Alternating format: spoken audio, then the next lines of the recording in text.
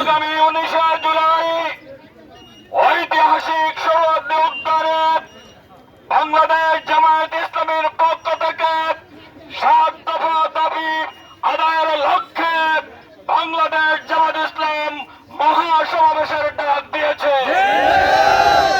এই সমাবেশ থেকে সিদ্ধান্ত হবে সন্ত্রাস, চাঁদাবাজ, দুর্নীতি, অস্ত্রবাজ, টেন্ডারবাজ এই দেশ থেকে দূরীভূত করার জন্য আমরা এই সমাবেশের আয়োজন করেছি।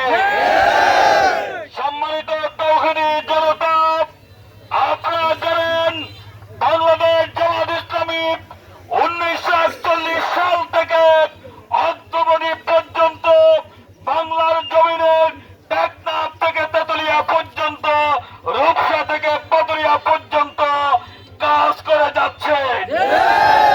তারই আলোকে আমাদেরকে কথায় কথায় বলা হয় পাকিস্তানি রাজাকার। আমাদের কোন নেতৃবৃন্দ পাকিস্তানে গিয়ে পলায় নাই, ঠিক না?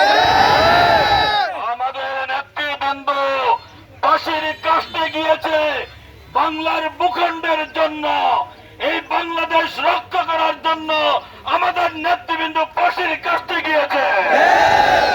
ইসলামের জন্য, কোরআন সুন্নাহর জন্য, দেশের জন্য আমাদের নেতৃবৃন্দ ফাঁসির কাস্টে গিয়েছে। তোমরা বলো, তোমরা যারা বলো তোমরা অমুক জায়গায় বলাও, অমুক জায়গায় বলাও, আমাদের নেতারা বলায় না, ঠিক আছে? সম্মানিত তাওহীদি জনতা, আপনারা জানেন 7 দফা দাবি আদায় লক্ষ্যে এই সমাবেশ।